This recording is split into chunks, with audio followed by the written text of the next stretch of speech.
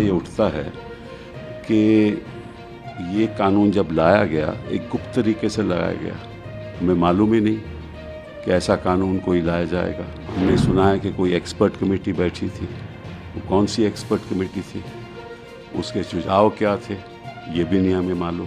तो ये जो तरीका है ना सरकार को कोई कानून लाने का, ये अपने आप में असंवैधानिक है। सबसे बड़ी समस्या इस देश के सामने है कि जो पुलिस कर्मी हैं वो राजनीतिक दृष्टिकोण के द्वारा चलता है। जो भी हिंदुस्तान की इन्वेस्टिगेटिंग एजेंसीज हैं वो सत्ता पक्ष के लोगों के इशारे पे चलती है। चुनावी राजनीति, भारतीय राजनीति में विवाद और असहमति कोई नई बात नहीं है। हाल ही में वरिष्ठ अधिवक्ता कपिल सिब्बल ने 3 नए आपराधिक कानूनों पर पुनर्विचार की मांग की है, जो इस वर्ष 1 जुलाई से लागू होने वाले हैं। सिब्बल का यह बयान उस समय आया जब जनता दल यूनाइटेड ने अग्निपथ भर्ती योजना की समीक्षा की मांग की। सिब्बल ने अपने बयान में कहा कि जब आपके पास पूर्ण बहुमत हो तो आप जो चाहे वह करते हैं और ऐसे कदम उठाते हैं जो नई सरकार के समय में सही नहीं बैठते। इस प्रकार के बयान भारतीय राजनीति में गहरे सवाल खड़े करते हैं। क्या वर्तमान कानून उचित है? क्या नई सरकार इन कानूनों पर पुनर्विचार करेगी?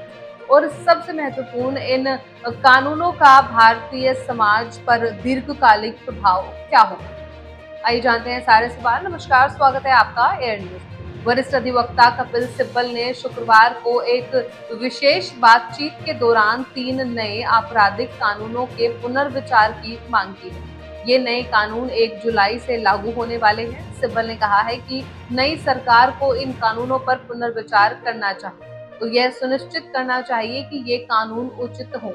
सिब्बल का यह बयान जनता दल यूनाइटेड की अग्निपथ भर्ती योजना की समीक्षा की मांग के जवाब में आया।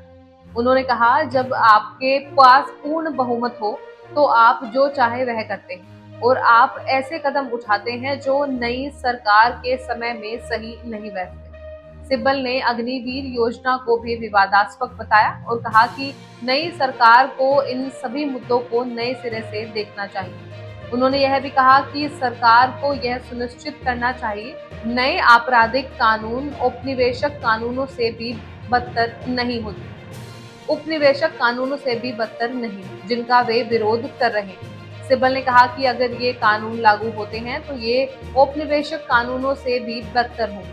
उन्होंने कहा कि सरकार को यह बयान देना चाहिए कि नए कानून 1 जुलाई को लागू नहीं होंगे। आपको बता दें कि हाल ही में संपन्न लोकसभा चुनावों और नरेंद्र मोदी के भगवान ने मुझे भेजा वाले बयान पर प्रतिक्रिया देते हुए सिब्बल ने कहा कि मोदी के पास जीत का दावा करने का कोई नैतिक अधिकार नहीं। मोदी ने एक समाचार चैनल के साथ एक हालिया साक्षात्कार में कहा था, जब तक मेरी मां जीवित थी मुझे लगता था कि मैं जैविक रूप से पैदा हुआ हूँ। उनके निधन के बाद जब मैं अपने अनुभवों को देखता हूँ तो मुझे यकीन हो गया कि मुझे भगवान ने भेजा है। यह ताकत मेरे शरीर से नहीं है, यह मुझे भगवान ने दी है। इसलिए भगवान ने मुझे यह क्षमता, शक्ति, निर्मलता और प्रेरणा दी है। मैं केवल एक साधन हूँ जिसे भगवान ने भेजा है। सिब्बल ने कहा, प्रधानमंत्री ने चुनाव से पहले भाजपा के लिए 400 पार का दावा किया था, लेकिन सच्चाई यह है कि पार्टी ने लगभग 60 सीटें खो दी है। उन्होंने कहा, इसलिए मैंने ट्वीट किया कि मैं जानना चाहता था क्या भगवान भी गठबंधन बना सकते हैं। हम उन्हें शुभकामनाएं देते हैं, हम सभी प्रजा हैं। मुझे यकीन है कि वह हमें समय आने पर देखभाल करेंगे। वैसे कपिल सिब्बल का यह बयान भारतीय राजनीति में गहरे निहितार्थ रखता है। सबसे पहले यह बयान भारतीय लोकतंत्र के महत्वपूर्ण पहलुओं को उजागर करता है, जैसे कि सत्ता में बहुमत का उपयोग और कानून बनाने की प्रक्रिया। हालांकि ये कानून जुलाई 2024 में लागू होने वाले हैं और इनमें कई विवादास्पद प्रावधान हैं। सिब्बल ने इन्हें औपनिवेशिक कानूनों से भी बदतर बताया है और अग्निपथ भर्ती योजना भी विवाद का विषय रही है और कई राजनीतिक दलों ने इसकी समीक्षा की मांग की।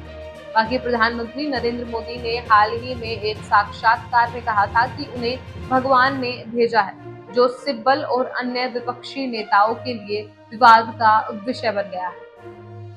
आपको बता दें कि भारतीय राजनीति में कानूनों और नीतियों पर असहमति और विवाद का लंबा इतिहास रहा है। 1970 के दशक में आपातकाल के दौरान कई विवादास्पद कानून बनाए गए थे, जिन्हें बाद में बदला गया। इसी प्रकार 1990 के दशक में मंडल आयोग की सिफारिशों को लागू करने के निर्णय ने भी भारी विवाद उत्पन्न किया था। ऐसे ही भारतीय राजनीति में इस प्रकार की घटनाएं अक्सर देखने को मिलती हैं। 2005 में जब सूचना का अधिकार अधिनियम आरटीआई लागू किया गया तो इसे भी कई विवादों का सामना करना पड़ा। इसी प्रकार 2012 में भ्रष्टाचार विरोधी आंदोलन ने भी कई विवादास्पद मुद्दों को उठाया और सरकार को नीतियों पर पुनर्विचार करने के लिए मजबूर किया। ऐसे में कपिल सिब्बल के इस बयान का प्रभाव दूरगामी हो सकता है। सबसे पहले यह सरकार पर दबाव डाल सकता है कि वह नए कानूनों और नीतियों पर पुनर्विचार करे। दूसरा, यह बयान विपक्षी दलों को एकजुट कर सकता है और आगामी चुनावों में सरकार के खिलाफ एक मजबूत मोर्चा बना सकता है। फिलहाल इस रिपोर्ट में बस इतना ही। इस मुद्दे से जुड़े कोई भी सवाल या अपने विचार आप हमें हमारे कमेंट में लिख सकते हैं और इसी तरह की देश और दुनिया की तमाम खबरों के लिए चैनल को सब्सक्राइब करके बेल आइकन को दबाना ना भूलें, ताकि आने वाले समय में आपको हमारी महत्वपूर्ण वीडियो की नोटिफिकेशन समय से प्राप्त हो सके। फिर मिलती हूँ एक नई अपडेट के साथ, तब तक के लिए आप देखते रहिए एयर न्यूज।